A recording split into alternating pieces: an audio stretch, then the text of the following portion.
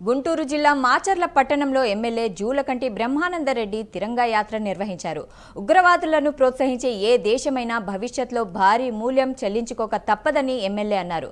దేశ సైనికులు చేసిన వ్యూహాత్మక యుద్ధ చర్యలు మన సత్తా ఏంటో ప్రపంచానికి తెలియపరిచేలా ఉందని ఆయన తెలిపారు.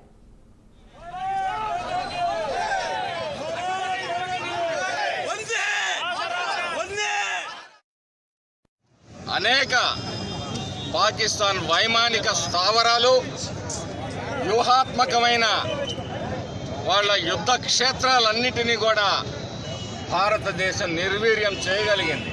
అణుబాంబు అని బెదిరించే పాకిస్తాన్కి ఏ విధంగా బుద్ధి చెప్పాలో భారత సైన్యానికి, నావికా దళానికి, అలాగే సైనిక శక్తికి కూడా తెలుసు అని చెప్పేసి ఈ సందర్భంగా ప్రపంచ దేశాలన్నీ కూడా గమనించాయి.